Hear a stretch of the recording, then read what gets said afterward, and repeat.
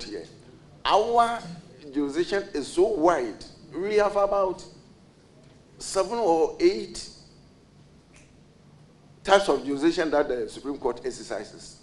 The first one is the appellate court, where they look at both the civil and criminal appeals that come from the Court of Appeal.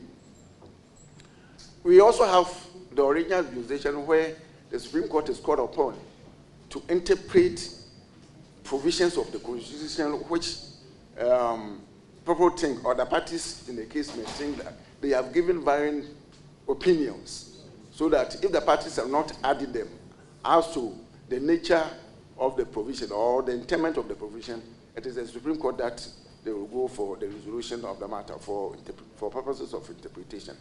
Now, they also have the power to enforce its orders and, also to enforce human rights.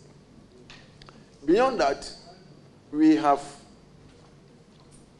the reference jurisdiction. In that case, if there's a case pending before a high court or the Court of Appeal, and it borders on interpretation of some provisions of the Supreme Court, because the Supreme Court has been given the exclusive jurisdiction to interpret the Constitution, the judge in that case will have to stay proceedings and refer the matter to the Supreme Court.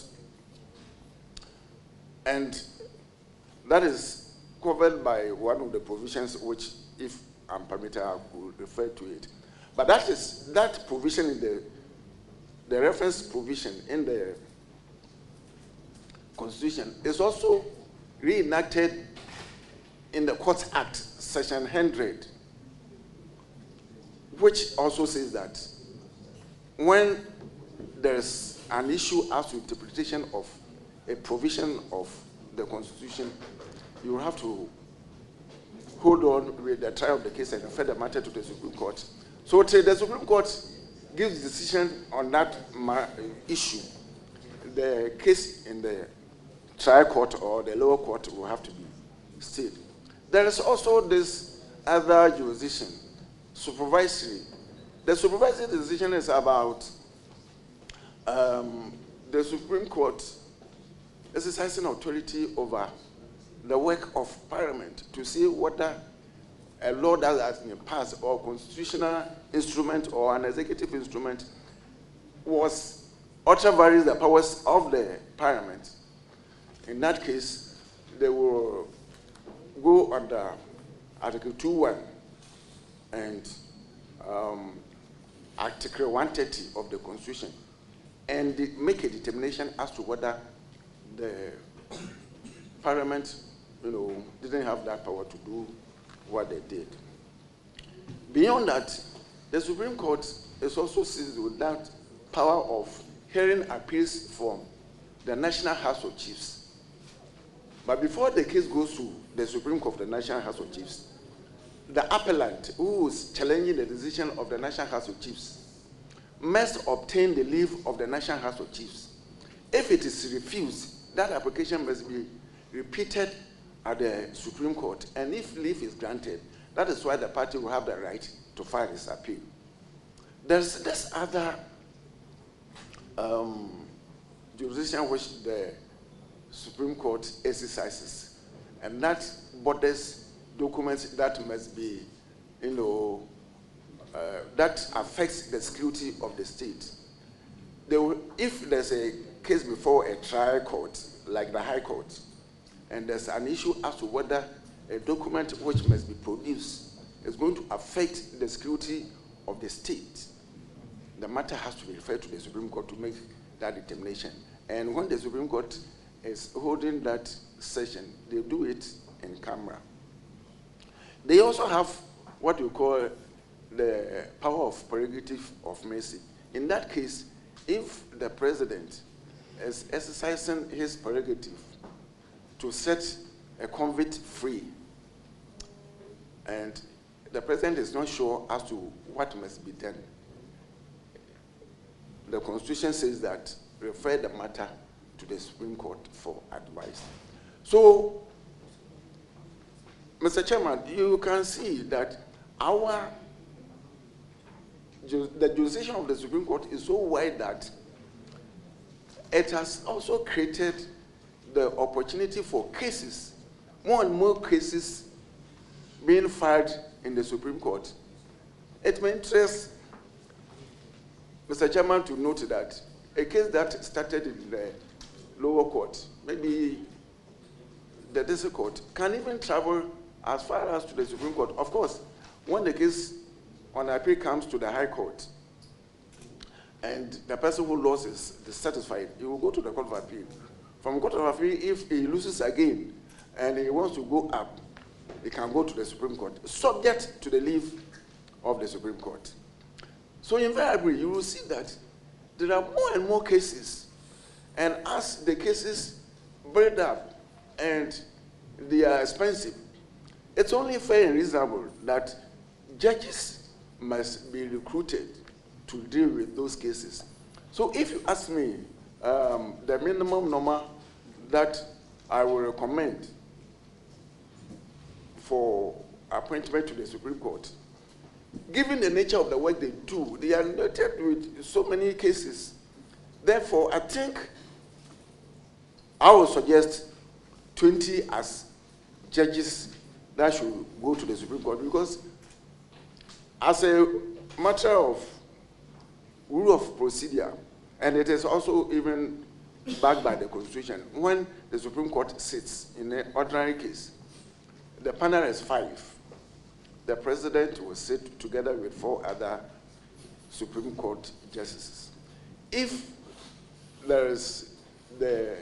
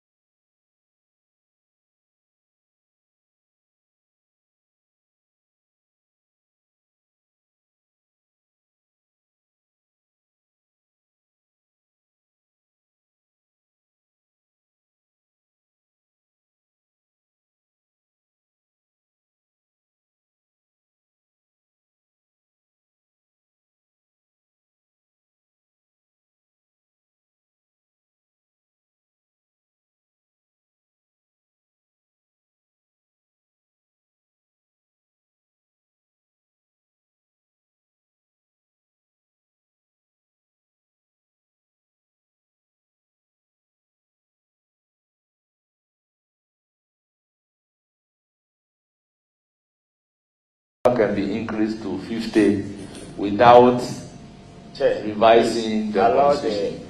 Nominee.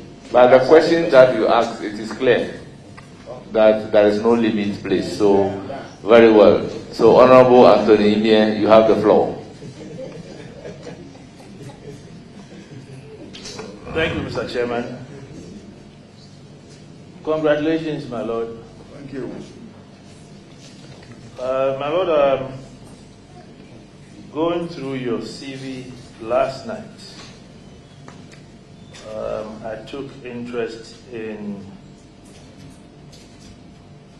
particularly page 2 of your CV, your work and professional experience. Yes. I realize that you have risen from the ranks, from the rank of a court recorder and almost at the apex court. I would want us to do a little bit of exercise in view of your experience from the judicial service, not at the judiciary. Okay. My first question is, from your experience, do you think that premium is being placed on the judicial service in view of the fact that all trainings, JTI trainings, workshops, etc., majority of them are organized for members of the bench? That's my first question. Thank you, Mr. Chair. I would venture to say that when we are talking about training or capacity building, it should not be limited to only the judges. Why? Because if the registrar doesn't know his work, the chances are that he can even mislead the judge. We have had accomplished registrars like Mr. Kankam, Mr. Benton, the late Benton. His son is now a justice of the High Court in Cape Town. I can name them and name them. I'm a living testimony, as my CV will show. I had opportunity to go to school. And Mr. Chairman, permit me to say that it's very essential that an employer must always try to encourage the staff, and in this case, not, as I said, not only the judges, but also the auxiliary staff and the registrars. I had the privilege of working with judges. I was in Sekene High Court when I had the opportunity to go to school. I worked with a judge called Ansetrum. I owe Ansetrum a great of gratitude. May his soul rest in perfect peace. I was my judge, so I was the crack to him. I was very, very committed to my work, and the man took interest in me. I may say that Justice Ansetrum, late Justice Ansetrum, was a prophet. Why do I say this? He told me that, Bright, go to school, and if you went to school, you were going to be a great lawyer. I didn't take it serious. But when the time came, I saw the wisdom in it, and I applied myself to what he said. So I had the opportunity to go to the university in 1988 to read Diploma in Public Administration. I went back to Sekene, and then the following year, I had a chance to then go to the law faculty to read law. Went to Makwala to do my professional course, came out, and then went back to the service. Started as a magistrate, and I haven't looked back. So, and I must say, with all due respect, that my work has always spoken for me, and the records are there. It was because... So, my lord, we don't intend to keep you here for long, so be brief. So, what I'm saying is that I will say that when we want judicial service to grow in leaps and bounds, we need to, one, build the capacity of the judges. There's this myth that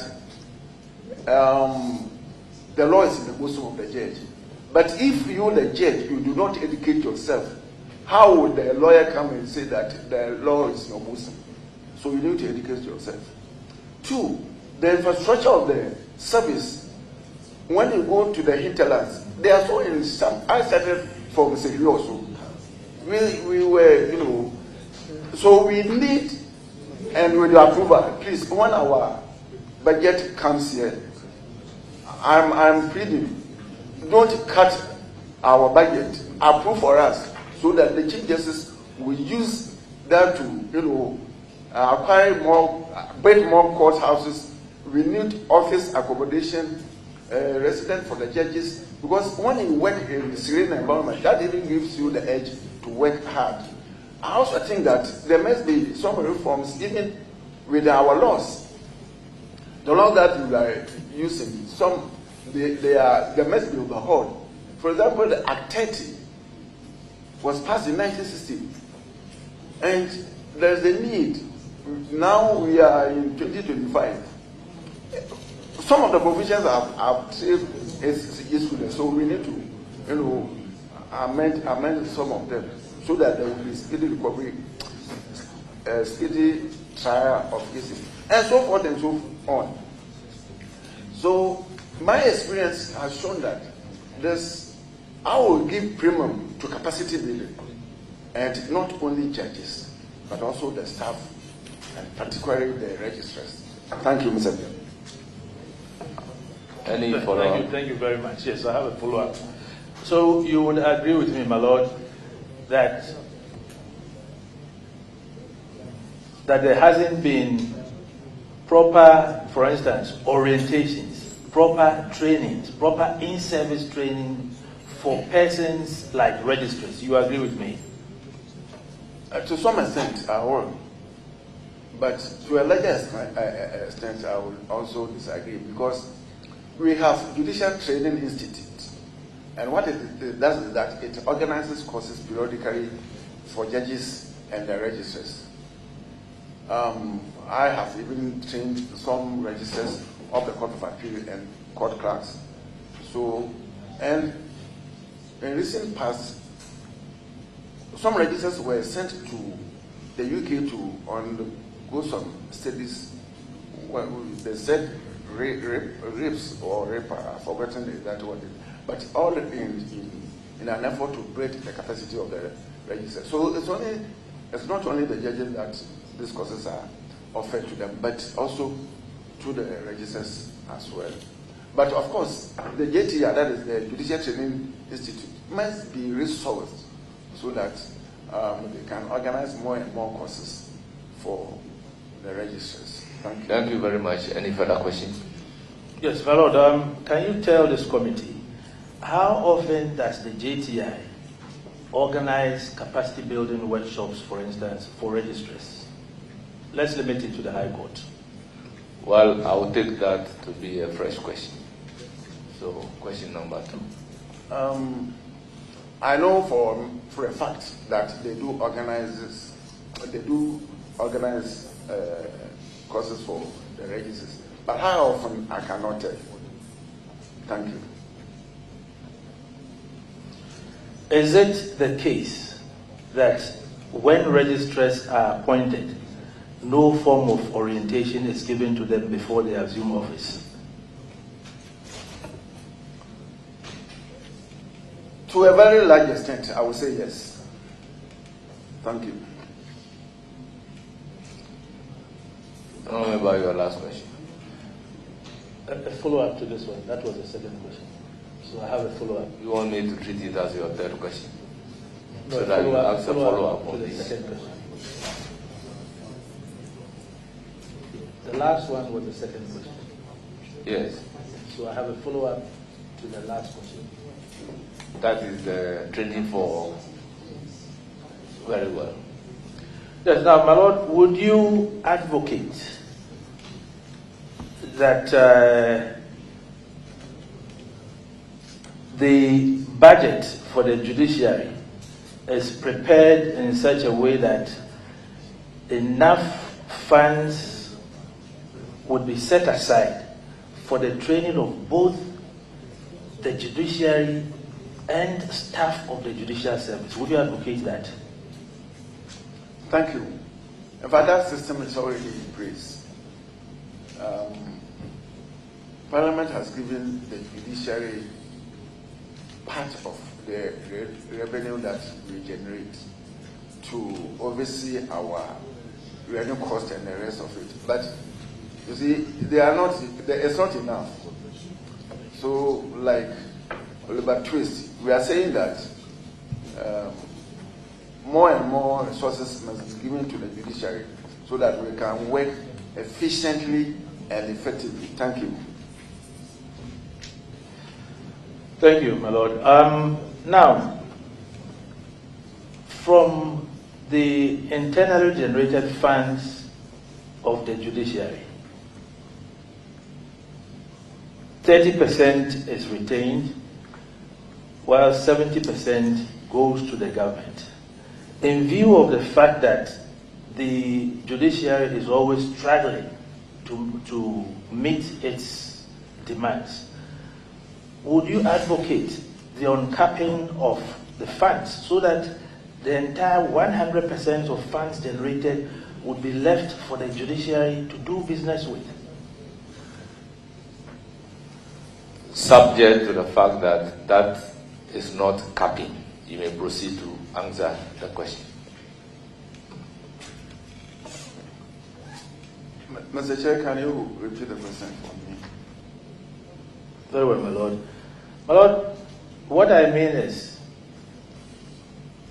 funds generated from the judiciary keeps just 30% of the said amount for its use. The 70% goes away to the government.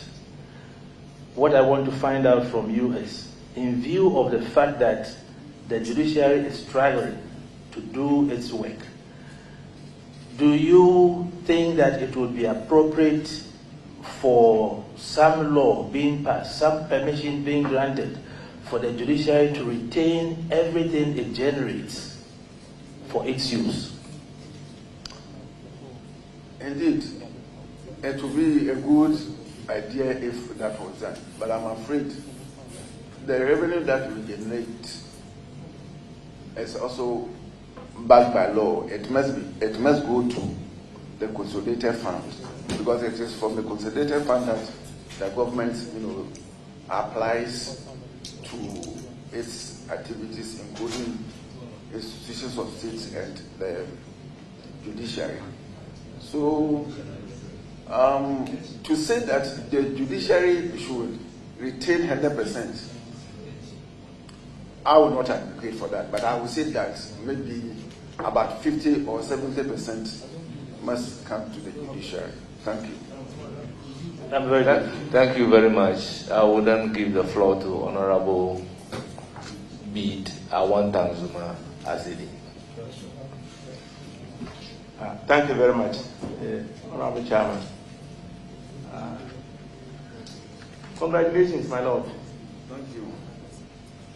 Yes, my Lord, I've gone through your CV, and I've also listened to you. Honestly, there is absolutely no reason why you should not be appointed a Supreme Court judge. Thank you. You have done all that it takes to become a judge, right from the magistrate through the ranks at the Supreme Court.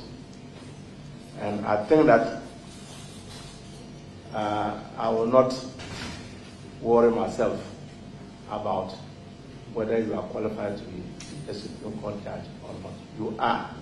And so I have no questions for you, my Lord. As far as I'm concerned, you are fit for the job and you are fit for purpose. Thank you. Thank you. Congratulations. Thank you very much. It's now the turn of Honorable Tampuli. You have the floor. Thank you very much. My Lord, good morning and welcome. Thank you. Good morning. And congratulations, my Lord. My Lord, I heard you talk about the jurisdiction and the workload of courts in Nigeria, Federal Republic of Nigeria. And I want us to do a bit of comparison with ours here. Okay. So the Nigerian Constitution 1999 as amended, and in their case they call it sections. Section 2302B of the Nigerian Constitution provides, and I quote, "The Supreme Court of Nigeria shall consist of such number of justices of the Supreme Court, not exceeding 21, as may be prescribed by an act of the National Assembly." In Ghana, ours is in Article 1281. The Supreme Court shall consist of the Chief Justice and not less than 9 other justices of the Supreme Court. End quote. So, in other words, they have a ceiling, but we have a floor. So, at some point during the presidency of President Buhari, they even had 13 justices of the Supreme Court of the Federal Republic of Nigeria. But is it sustainable? And having regard to the fact that Article 128 is not an entrenched provision. The entire Chapter 11 has Article 125, 127, 145, and 146 as the only entrenched provisions. Do you think we should do something about this, especially having regard to the fact also that 230 million people reside in Nigeria and about 32 million in Ghana. We have not less than 9. They have not more than 21. Don't you think by reason of these numbers, ours is a bit on the high side and potentially can even go way higher? Thank you. Thank you, Mr. Chairman. I will start off by saying that if there should be need for expansion or capping of the Supreme Court, I think that there must be a wide and expansive consultation among all the stakeholders, lawyers, GBA, constitutional lawyers, the academia, even the political parties themselves, so that we will all come to consensus as to what we must do. And if there's a consensus that there should be a cap, then the law has to be amended. Fortunately, as you said, I also looked at the law, and that is not an entrenched provision of the Constitution. So the amendment, as it were, can be done without much difficulty, except that, as I advocated, there must be a very wide consultation. I brought this report, an annual report of the Judicial Service, and as at June 2023, this report was issued to us last week. 595 cases were pending in the Supreme Court.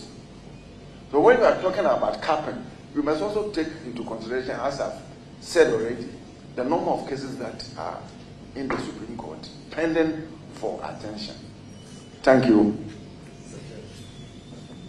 Thank you, Chair. Any follow-up? Follow-up question. The ground rules. In view, I acknowledge, the ground rules. In view of the expansive jurisdiction of the Supreme Court, chieftaincy, jurisdiction, election, Supreme Court, presidential elections, and so on and so forth. Now, don't you think that there is need for us to stop the jurisdiction somewhere of the jurisdiction of the Supreme Court, especially, you can take, for instance, interlocutory appeals. Rules of Court Committee can, by CI, come up with something. Can you propose some limitation to the jurisdiction of the Supreme Court. Which jurisdiction do you think should be set aside and at the Court of Appeals? And then which one should continue to remain with the Supreme Court? And by the way, at some point, the Supreme Court of Nigeria had over 10,000, pending cases. At some point in 2022, over 10,000 pending cases. I thank you, Mr. Chairman. Thank you, Mr. Chairman. You see, I will say that first and foremost, the Court of Appeal must be very strong. I mean, being strong means that we need judges who, they are doing their work very well, I must admit. But we must make it stronger than now so that some of the cases may not travel beyond that. But there must also be conscious effort on the part of the legislature and then the rules of court committee to ensure that, and of course we can't do that without, we have to subject the debate very wide so as to see the number of cases that will go to the Supreme Court. Because, permit me to use the UK example. UK, most of the cases end up at the Court of Appeal. The cases that go to the Supreme Court will go there with the leave of the Court of Appeal or the Supreme Court. So you find that they do very little cases, and so the Supreme Court is always, they are not saddled with so many cases. So if that is what we want to replicate in Ghana, then the law itself must be amended so that some of the jurisdictions must be taken away.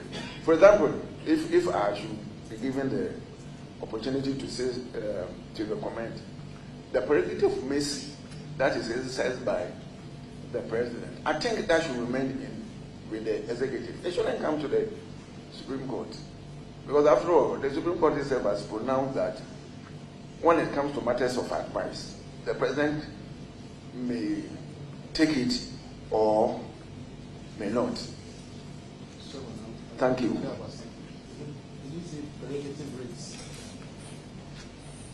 My Lord, with the leave of the chairman. Please, he said the mercy, not writ. Prerogative of mercy. Mercy, yes, prerogative of mercy, which is vested in the president. The president may come to the Supreme Court for advice. And once the interpretation placed on the advice is not compulsory or is not binding on the president, he feels that it should rest with the president. Yes. So that's one example. Honorable Mafoewa, you have the floor. Congratulations, my Lord. Thank you, Chair. My Lord, I was happy to hear you say that there's the need to build a strong Court of Appeal so that a lot of the cases that travel as far as the Supreme Court will be reduced. My Lord, when you take the law reports of the Republic of Ghana, there's one observation you are likely to make. A significant number of the cases determined by the Supreme Court, by the Court of Appeal, are overturned by the Supreme Court. In recent history, if you even look at the number of judges being appointed from the Court of Appeal to the Supreme Court, it's indicative of how strong our Court of Appeal is presently. But this is the situation. Why are we having that experience? Because currently we say we have a strong Court of Appeal, yet a significant number of cases are being overturned by the Supreme Court. Thank you, Mr. Chair. In fact, I haven't had the benefit of that research you are talking about. So let me file a caveat. I will not be able to answer directly why that is the case. If I've had benefit of it, maybe I can profess an idea as to why that is the case. Thank you. Mr. Chairman, no question. Thank you very much, Honorable Ali Plim Akurubu. Thank you, Mr. Chair. Congratulations, my Lord. Thank you. Yes, there has been growing concerns about expanding access by breaking the monopoly of the Ghana School of Law. There are a lot of people who have completed their LLB, and I hope some of us are even planning to go read law, but we get scared about what is happening. What do you make of it, or what can you advise for our students who have been home for many years and haven't been called to the bar? Thank you. Thank you, Mr. Chair.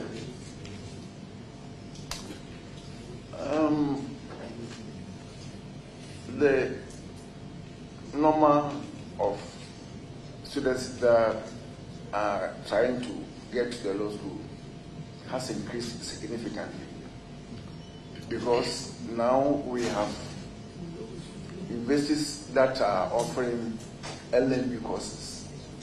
In our time, it was only the University of Ghana, and then from there you come to the law school, so the number was few.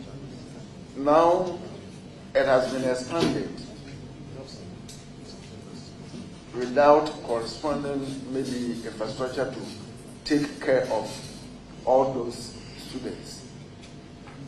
So I believe that is why the numbers have swelled. Now proposing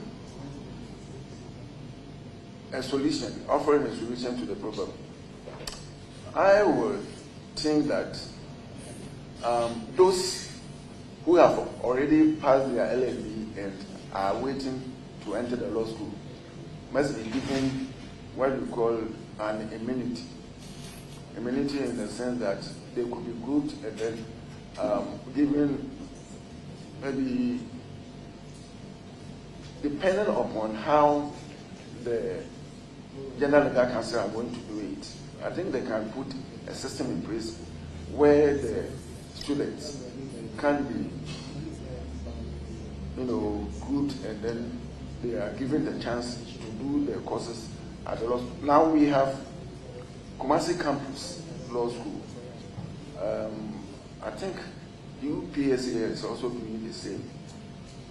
So if they are given immunity and all of them are offered the opportunity to go to the law school, because invariably everybody who has entered the law faculty to do LLB who wants to become a lawyer in the long run.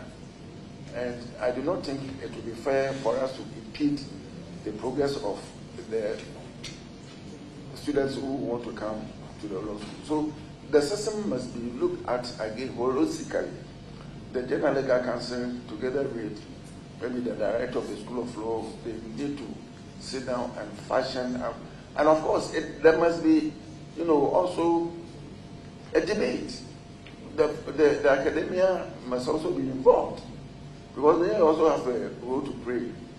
Somebody has suggested that the courses being run at the law school must be taken there to the law faculties. That is another way of maybe solving the problem.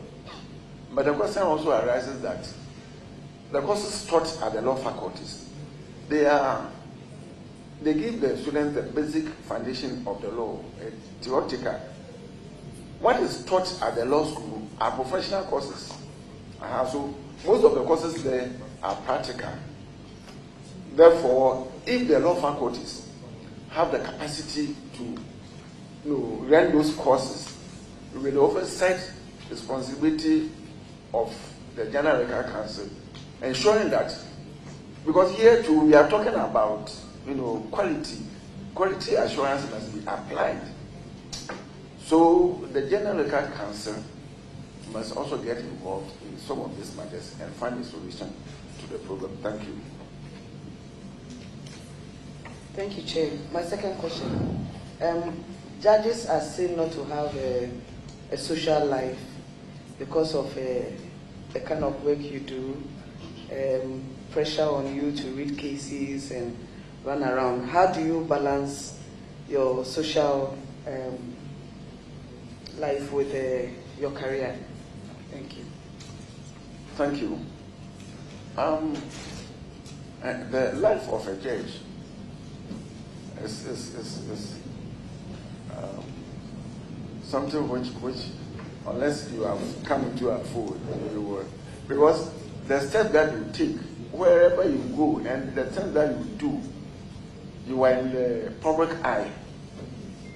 So, when we are also talking about trust in the system, you, the judge, you must behave yourself such that people will have confidence in the courts that they are coming for justice. It's not only that the judge, justice must be served, but they must be seen that justice is being done. So, for example, if I'm a judge and I move my car and go around, taking on board all manner of people as my friends, it gives room for suspicion and the rest of it. So sometimes you have to isolate yourself. Me, for example, I pick and choose my friends. And if I haven't traveled out of town, Sunday, I will make sure that I go to church. So my work and church. I believe yesterday, the last nominee said something which we were all amazed, that because of his work, his marriage has to suffer. That is the kind of reality. So, and the point is that even if you see a friend, a lawyer, you can't even go and shake hands with him, because people will say that he is the friend to the lawyer. So that is the situation we find ourselves. But you see, that is the job we have sworn to do. So we will manage it. Thank you. Thank you, Mr. Chair. No further questions. Congratulations once again. All the best. Thank you very much. Then I'll give the floor to Honorable Yaoboma. Thank you very much. Congratulations, my Lord. Thank you. Chairman, full disclosure, my Lord has been a very good friend of mine for many years.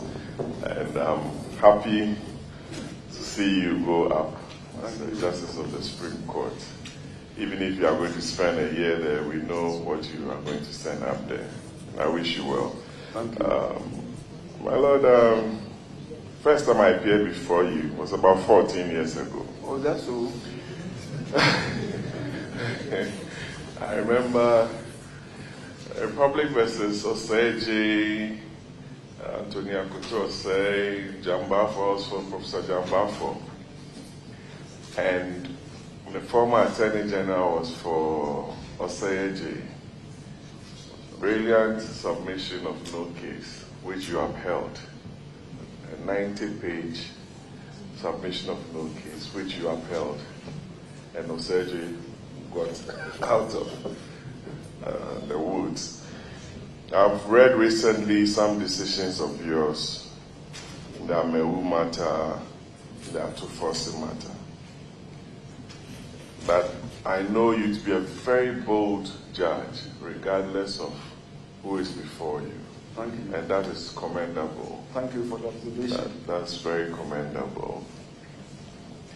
What gives you that weight and motivation? Because the kind of cases that I've read you handle and taking those bold decisions are very political in nature.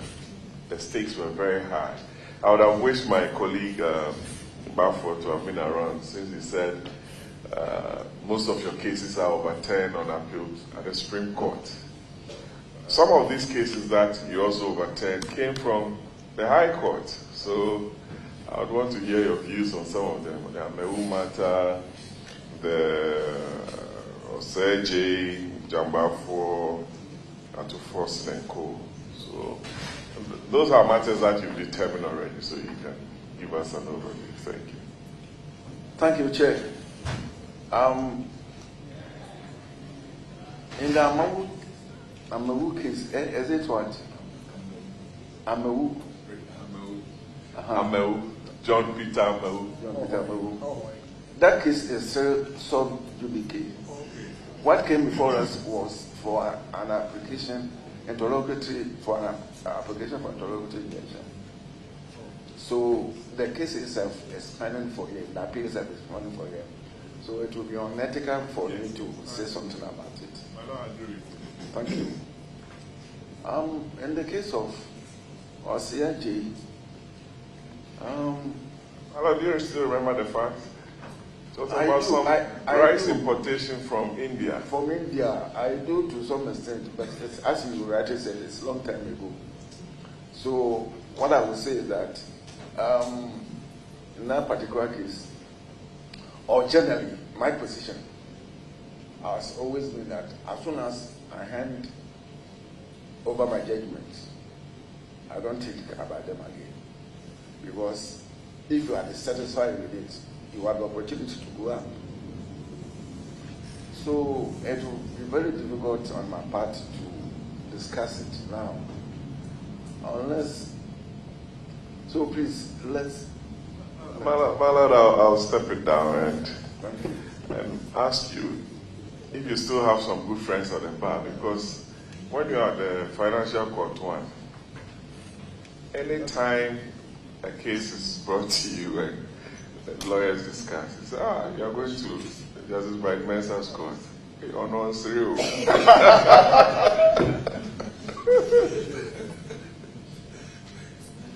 Even if he's dismissing your application, you won't even put a smile on his face. He'll just ask you to go out. My Lord, all I want to entreat you and beg of you is to keep being yourself. Thank you. Keep being a firm judge. Thank you. And I wish you the very best. Thank you. But you see, Chairman, please, my court is very friendly court. Very, very friendly. Sometimes. Thank you for the comments.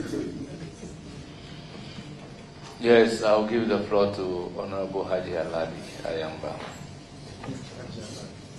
Thank you, Chairman. Congratulations, my brother. Thank you. Looking at your CV and where you are coming from, you deserve it. You worked so hard, riding through those ranks. Thank you. I think this is something that needs to be discussed with those up and coming. Some people think you must just get up and get to the topmost level, but here you are.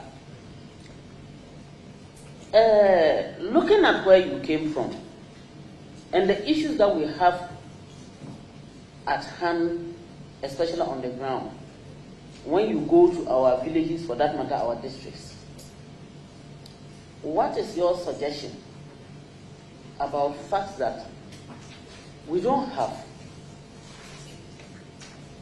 for lack of a better word, let me say, lawyers around, where maybe in Pusiga, you have a case, you even need somebody, you may have to be calling Accra. We don't have the judges.